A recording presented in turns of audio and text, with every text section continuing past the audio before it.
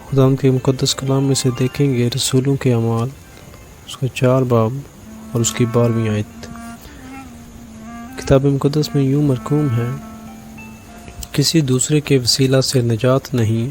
کیونکہ آسمان کے تلے آدمیوں کو کوئی دوسرا نام نہیں بخشا گیا جس کے وسیلہ سے ہم نجات پا سکیں۔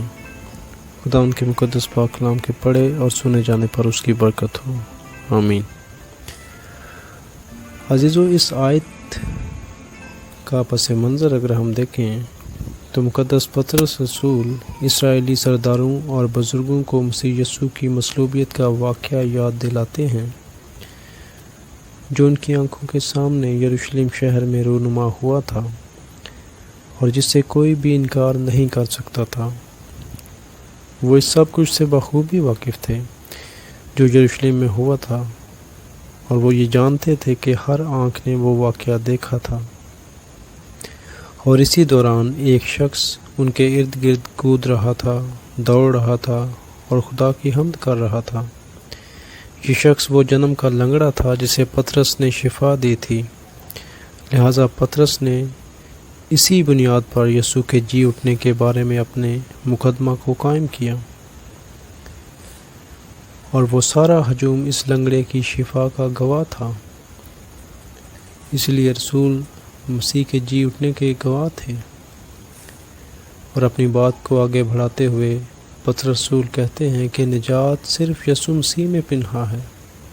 کیونکہ تمام اسرائیلی سردار، بزرگ اور پوری یہودی قوم اس بات سے واقف تھی کہ نجات یہوہ پاک خدا دے سکتا ہے۔ اسی لیے پطرس رسول کہتے ہیں کہ وہی یہوہ اپنی نجات دینے والی قدرت کو اس منفرد شخص یسوع کے زندہ ہونے میں ظاہر کرتا ہے۔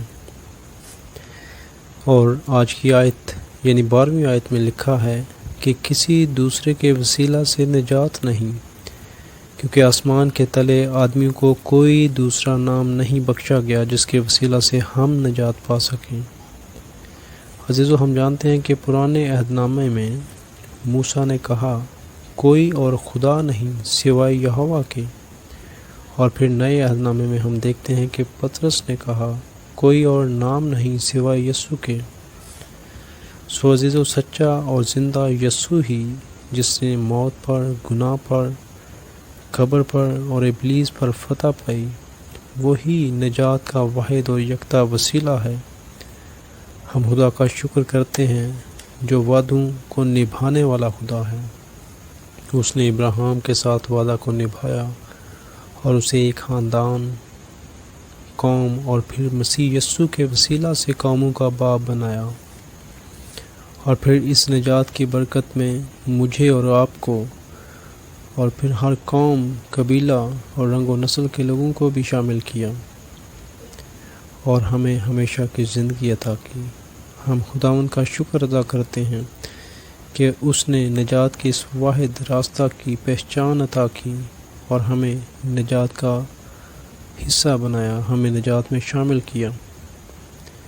خداوند مجھے اور آپ کو اس کلام کے وسیلہ سے برکت بخشے، آمین۔